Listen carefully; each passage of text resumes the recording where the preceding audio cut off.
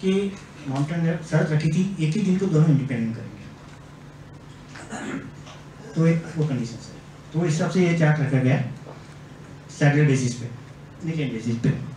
उसके बाद का जो चार्ट है कि जैसे मैंने बताया कि इंग्लिश चार्ट बनाते हैं, संक्रांत कुंडली, मेष संक्रमण कुंडली अराउंड जैसे अगर ट्रॉपिकल सिस्टम में जाए तो अराउंड 21-22 मार्च को बनाते हैं, और अदरवाइज जाए तो अप्रैल महीने में जैसे सूर्य मेष में आता है तभी बनाते हैं नीजन के हिसाब से। लेकिन मैंने वो कंसेप्ट नहीं लिया ये टाइम, ये टाइम ऐसे किया है कि ये जो चार्ट है, ये चार्ट जब ये कार्तिक महीना स्टार्ट हो गया नवंबर में दिवाली के बाद, उसका जो टाइमिंग है वो हिसाब से दिल्ली बेस के चार्ट बनाया हुआ है। ओके, ये जो चार्ट है, जैसे अगर आपने ज्योतिष में स्टडी किया है कि वर्ष कुंडली बनाते हैं, बराबर, तो ये जो वर्ष कुंडली है, तो ये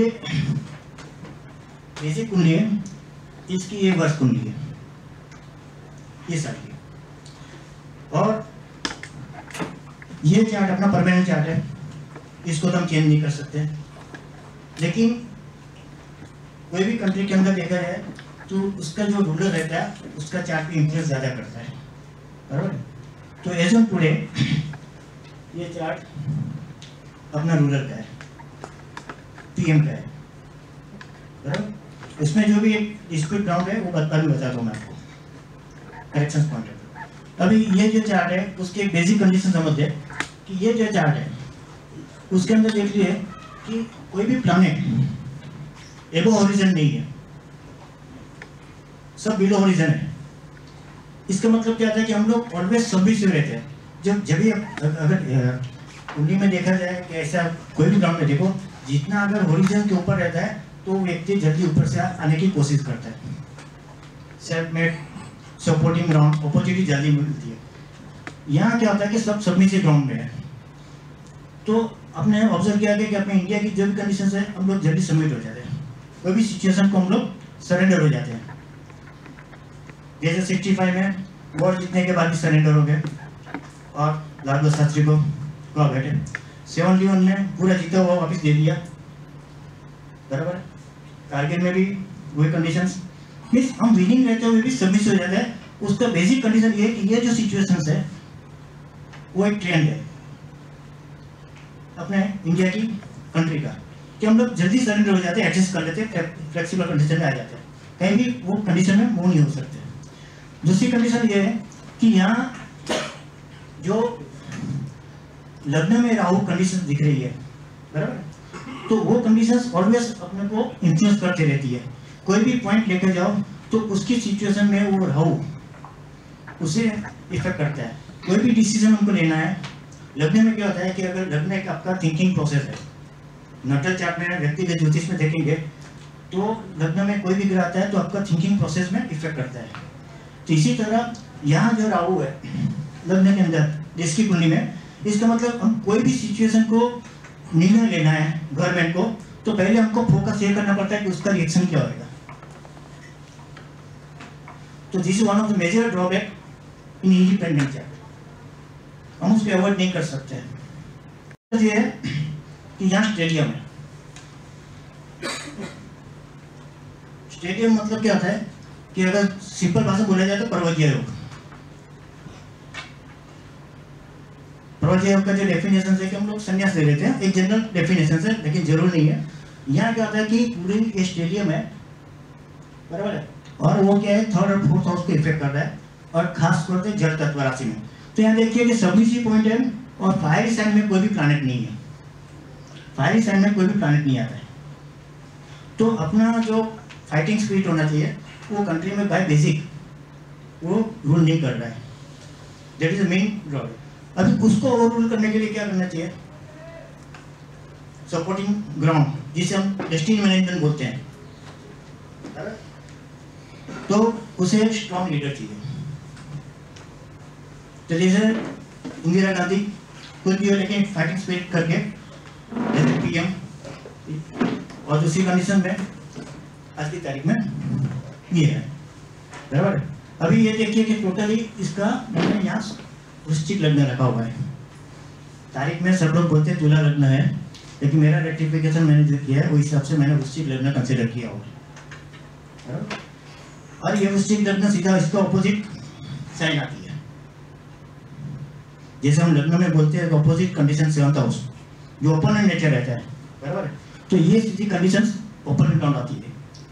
जैसे कि इंदिरा गांधी के ग्राउंड में क्या होता था तो बोलते हैं कि कर्क लग्न है, एक्चुअली कर्क लग्न नहीं, उसका सीखा 3 डिग्री का लग्न है, सन साइन केतु स्टार सूर्य सब, वो एक्चुअली उसका करेक्ट लग्न है। तो लियो साइन कंडीशन आती थी फाइटिंग ग्राउंड पे, तो पूरा पोजीशन चेंज होती थी। अभी ये जो चार्ट है इसके कंडीशन में ये फैक्टर चल रहा है। ये जो चार्ट है इसके अंदर देखिए कि ये सोलर रिटर्न चार्ट है। सोलर रिटर्न चार्ट मतलब कि यहाँ की जो सूर्य की पोजीशंस है, बराबर, वही सूर्य की पोजीशन ये साल में आनी चाहिए। लेकिन एक कंडीशन ध्यान में रखिए कि अगर आप ट्रॉपिकल के हिसाब से जाएंगे तो वहाँ प्रीसिस ऑफ इक्विनोक्स की सिचुएशन नहीं आती है, बराबर। और यहाँ मीडियम के हिसाब से जाएंगे तो जो इनॉक्स का डिफरेंस पड़ता है उसको कैलकुलेशन में ध्यान में रख के वर्क बनाना पड़ता है, अदरवाइज वो चार्ट रॉन्ग जा सकता है, बराबर। तो ये कंडीशंस यहाँ पकड़ के चलती है। अभी ये जो कंडीशंस है उसमें देखिए हर्षल लग्न के कस्प पे ये एरिस लग्न लिखा हुआ है, मेष लग्न, और हर्षल जो स्पॉन्टेनियस प्लैनेट है, बराबर, वो डिग्रिकली इसके साथ जुड़ा हुआ है लग्न बिंदु के साथ। ये क्या इंडिकेट करता है कि ये साल कुछ न कुछ स्फोटक घटना हो सकती है। और ये 20 डिग्री का था, 21 डिग्री का लग्न है। पहली कंडीशन ये है। सोलर रिटर्न में always you have to check with the sun position because sun is the main base इसके अंदर रहता है। तो यहाँ सूर्य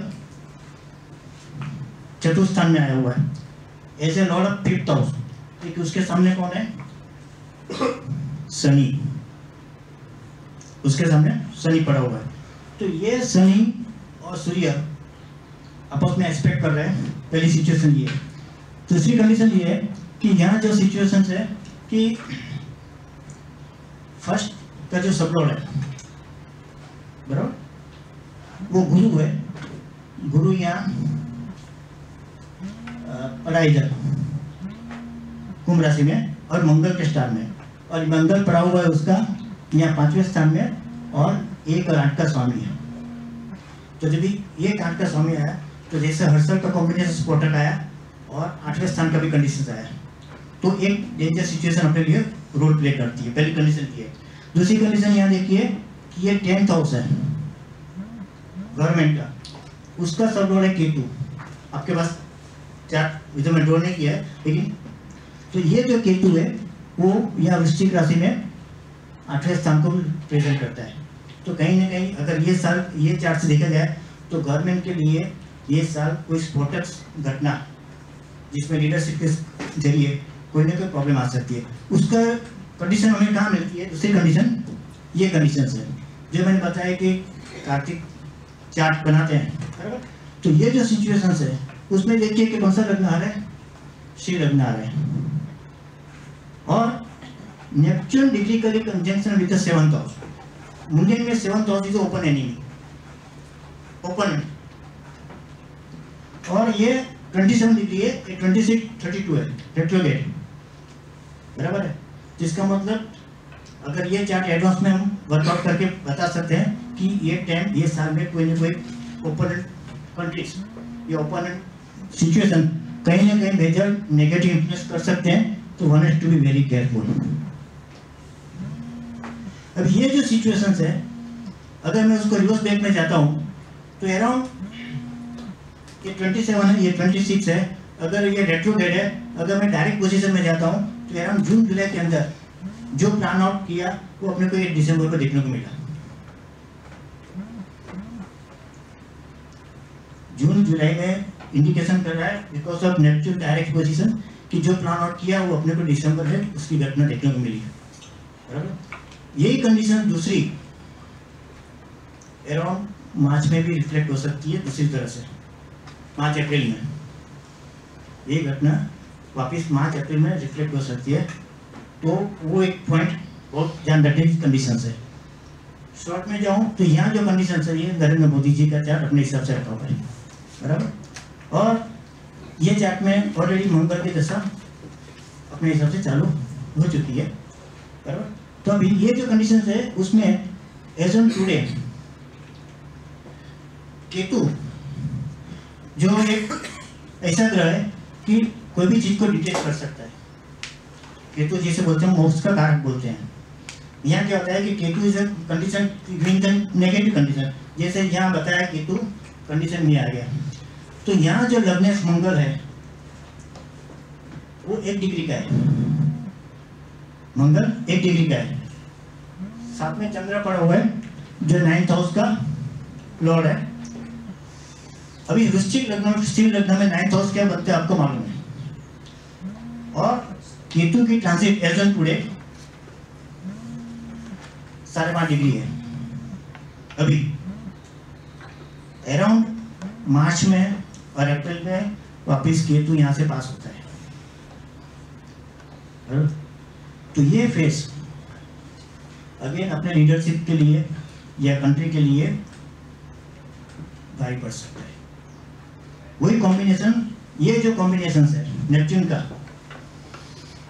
जैसे रेट्रोग्रेड डायरेक्ट वो टाइप पे डायरेक्ट होता है क्योंकि ये कुंभ राशि का है। तो सूर्य कुंभ में अगर डायरेक्ट हो जाएगा तो वापिस उसको टच करता है, तो कहीं ना कहीं वो प्लान होएगा। लेकिन ग्रेस ऑफ गॉड वो सिचुएशन सर्वाइवल कंडीशन में आ जाती है बिकॉज ऑफ जुपिटर। यहाँ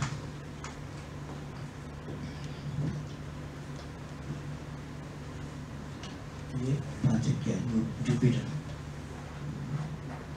ये कॉम्बिनेशन वो एक सपोर्टिंग नॉन बन जाएगा। उसके एस्पेक्ट यहाँ वो सबगढ़ भी है, इफेक्ट कर जाएगा कोई ना कई जगह पे, लेकिन सर्वाइवल कंडीशन भी इतनी इंडिकेट कर रही है। That is important.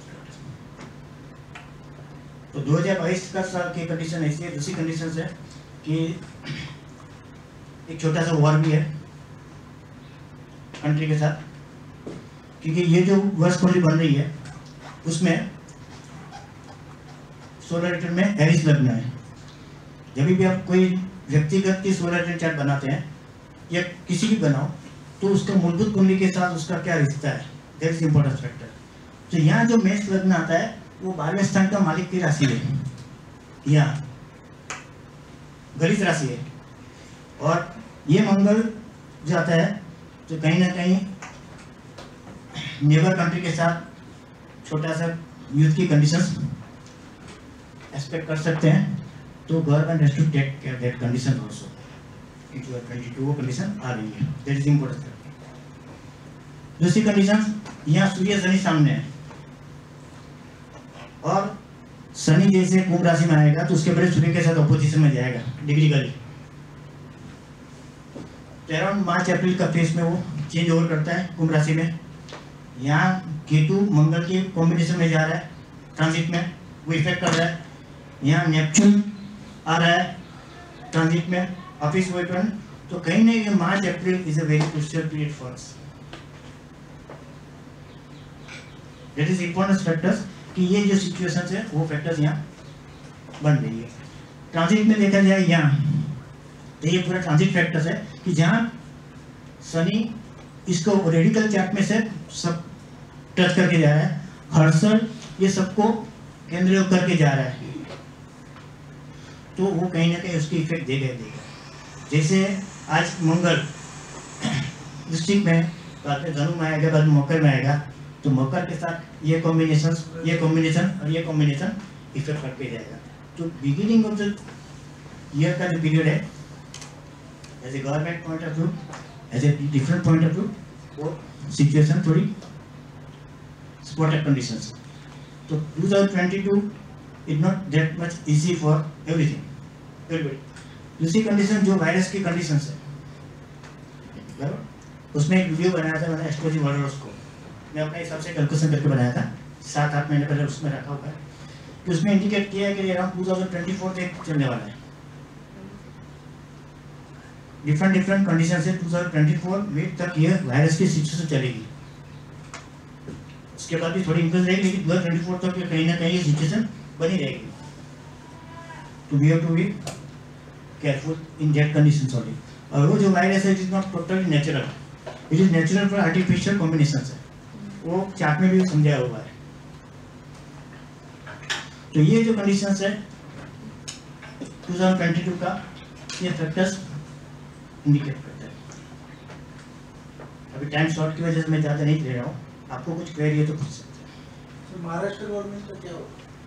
उसके लिए जब तक मेरे पास उनकी डिटेल नहीं तब तक मैंने कुछ नहीं कर पाऊँ। डिटेल अगर आपके पास है करें तो दे सकते हैं, विदाउट डिटेल के बिना। चीफ मिनिस्टर का recharge chief minister as well as master government ने जब वोट लिया सपोज लिया, हाँ, लेकिन जैसे वोट के साथ एक ठीक है, लेकिन उसके साथ ये भी कंडीशन चाहिए, वोट का चार्ट भी चल सकता है। महाराष्ट्र गवर्नमेंट जब हुआ महाराष्ट्र तो एक कंडीशन चाहिए, वो भी एक चार्ट, क्योंकि कुछ चार्ट रिलेटेड फैक्टर्स रहते हैं कि वहाँ चेंज हो, गवर्नमेंट की कंडीशन ना बता रही है, इसके जब तक वो नहीं रहेगा तब तक कंडीशन नहीं कर सकते। जैसे इंडिया के बारे में बहुत टॉल क्लेम्स हैं कि कमिंग डिकेड के अंदर India would become as a major super power in the world. So आपका क्या उस बारे में परस्पेक्टिव होता है? 2016 में एक टॉपिक रखा था, तो वो टाइम एक डिफरेंट कैलकुलेशन करके इंडिकेशन ऐसा था कि 2035-37 के एक बड़ा वॉर है विद चाइना के साथ अपना 35-37। हाँ, उसका रीज़न ये है कि एवरी 90 years को अपने we have suffer from that war. 1947, 1857 Mangal Pandey, उसके पहले 1767 लाइक दैट वे, तो वो सिचुएशन साइकिल बन रही है। तो ये सिचुएशन वापिस प्लूटो की कंडीशन के ग्राउंड पे वो इफेक्ट कर रही है कि वे अराउंड 2035-37 में बड़ी वॉर की कंडीशन है। दूसरी कंडीशन है अराउंड 2050-51 में एक रिलीजन ग्राउंड पे बड़ी क्लैश सिचुएशन है। 50 अराउंड 2050-51 एक बड़े क्लैश कंडीशन है रिलीजन ग्राउंड पे, तो वो कंडीशंस बहुत इम्पोर्टेंस है। उसके बाद हम सोच सकते हैं कि हम लोग कहाँ तक जा सकते हैं। जैसे बताया उसका रीजन आपको बताया ये है राहुल, ये जो कंडीशंस है प्लस दूसरी सिचुएशन हम सबमिसिव है, तो वो सिचुएशन भी हमको इफेक्ट करती है। थर्ड फैक्टर्स लीडरशिप, और इनका नेचुरल डेथ इंडिकेट नहीं कर रहा है, वो भी इंडिकेशन है कि ये जो कंडीशंस है हर्सल डिग्रीकली कस्ट के साथ कनेक्टेड है, उसके साथ यहाँ जो नेपच्यून है डिग्रीकली केंद्र योग कर रहा है और मंगल की दशा चल रही है। ये मंगल यहाँ गुरु के स्टार में और मंगल के सब में ही है, बराबर है, तो वो सिचुएशन उन्हें इतनी रिलीफ नहीं देगी, बराबर है। तो वो एक फैक्टर्स थोड़े इम्पोर्टेंट है उनके लिए। तो उनके बाद जो भी लीडरशिप आती है बराबर, वो सिचुएशन प्ले करती है कि इसको ये जो कंडीशंस है उसको कितने इन्फ्लुएंस कम कर सके। There is a chance of political instability, Not immediately. but in 2022. Not 22 में एक जो कंडीशन बनता है वो कंडीशन रिफ्लेक्ट आ सकती है, बराबर, लेकिन इंस्टेबल कंडीशन नहीं करेगी, लेकिन कंडीशन है उसको अवॉइड करने के लिए कोशिश होनी चाहिए, दैट्स इंपॉर्टेंट। लेकिन अराउंड जैसे crucial period March April is a crucial period. My last question is, sir, what you said is right, that we as a country are submissive. So what should be an ideal destiny management solution that every individual We have to select such a person who is totally in opponent directions.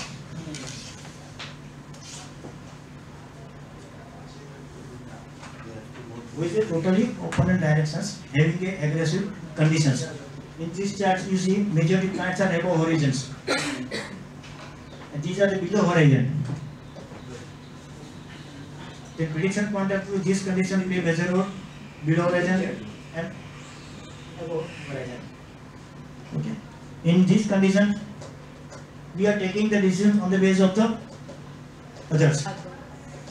Here, totally independent.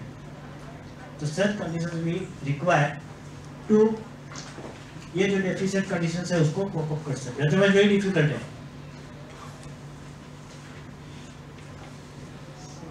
लेकिन उसके लिए हम लोग कोई politician का horoscope तो नहीं मंगा सकते, तो डिफिकल्ट हो जाता है। लेकिन कहना मतलब क्या था कि ये सिचुएशन है कि अगर हमको ये फैक्टर्स है इसको बचाना है तो हमको इस तरह की कंडीशन चाहिए, अदरवाइज ये जो सिचुएशंस है वो कहीं ना कहीं रोल प्ले करती रहेगी। कोई भी डिसीजन में ये रोल प्ले करेगी कि लगने के अंदर है, कष्ट के साथ है, उसको अवॉइड नहीं कर सकते। This related with your rubber stamp with the birth of the country, उसको अवॉइड नहीं कर सकते।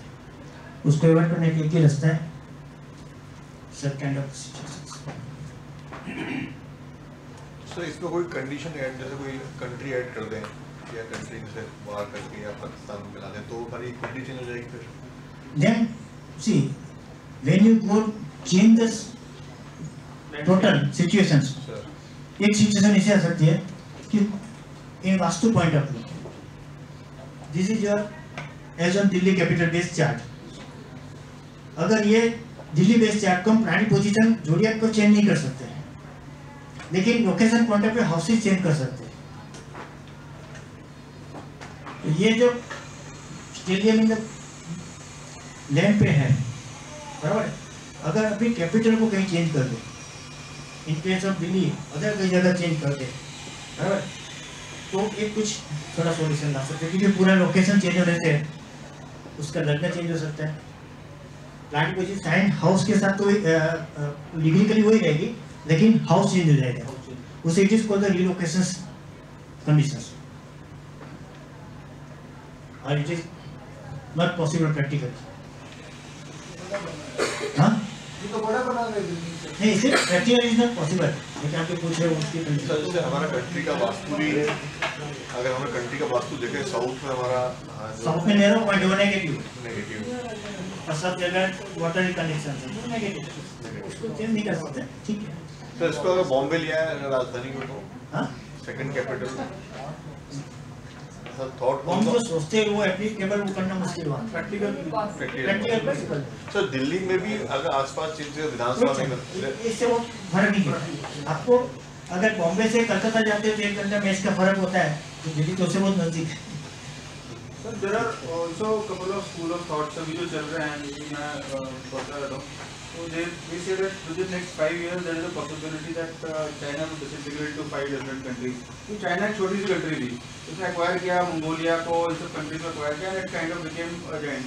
There is a school of thought कि आने वाले दिनों के अंदर चाइना को disintegrate into 5 countries, and Pakistan also would disintegrate into Baltistan and Pakistan, वो अलग होने वाला है।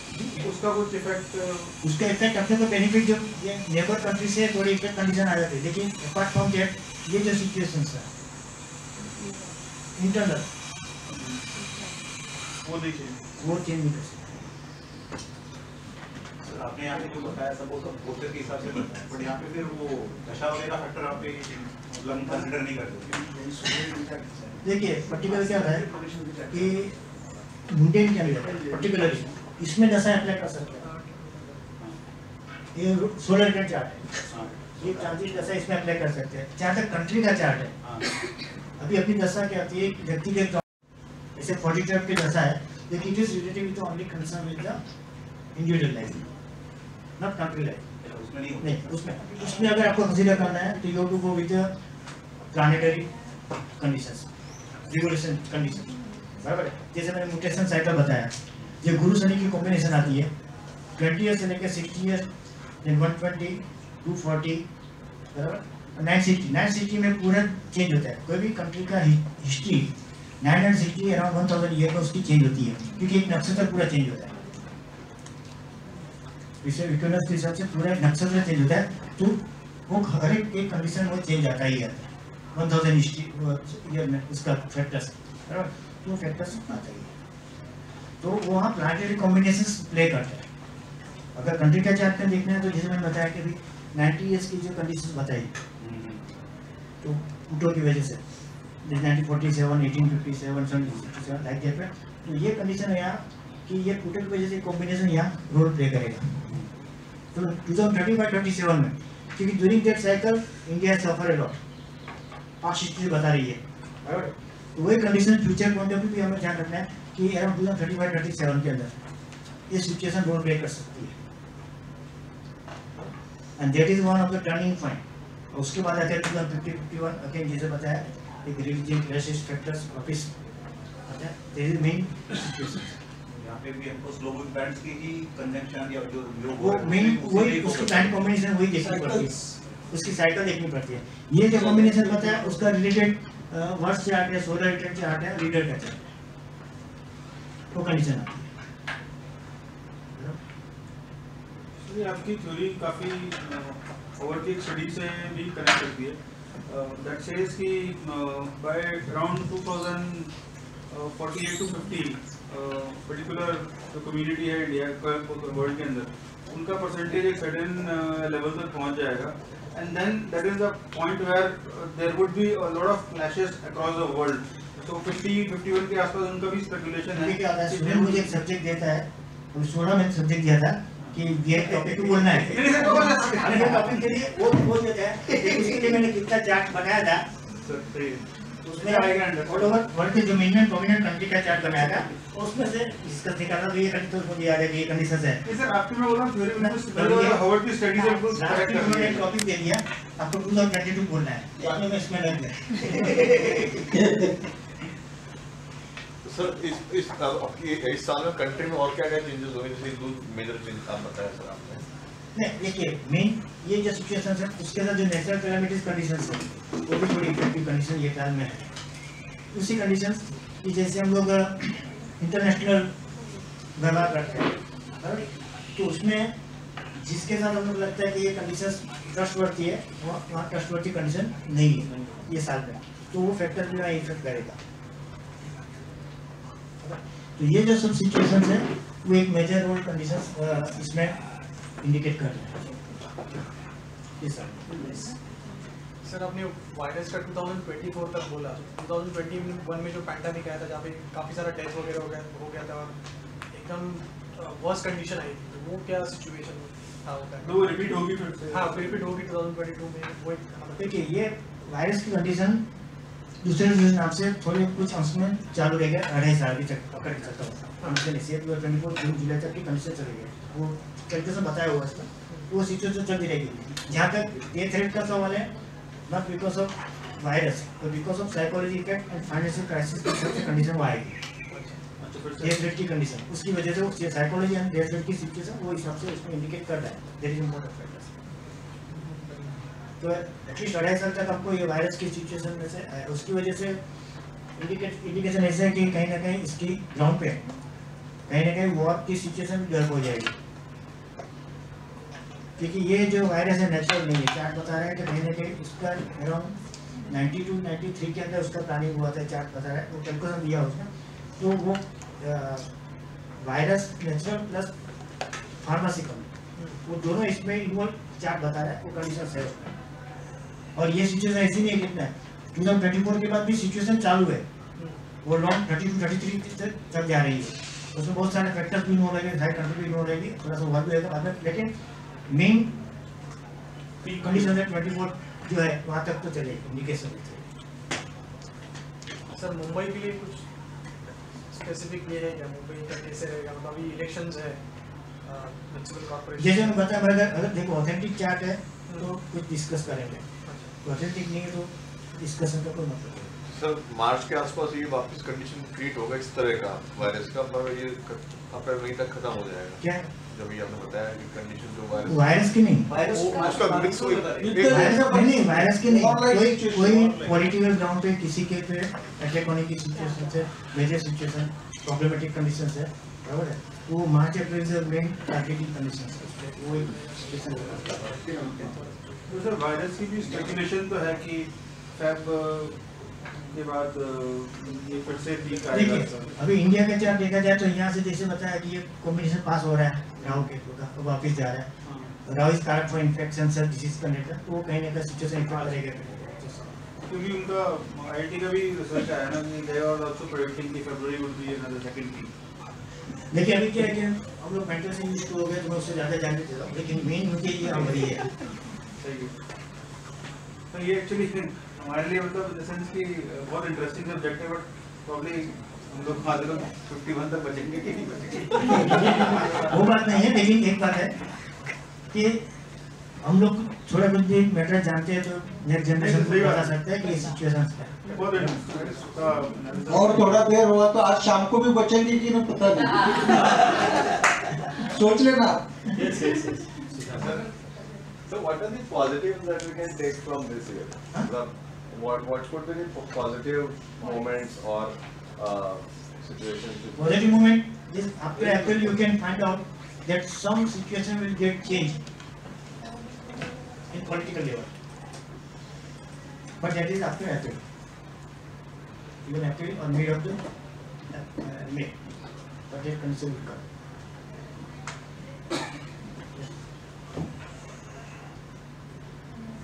Thank you. Okay. Thank you so much, sir. और जोर से तालियां बजनी चाहिए।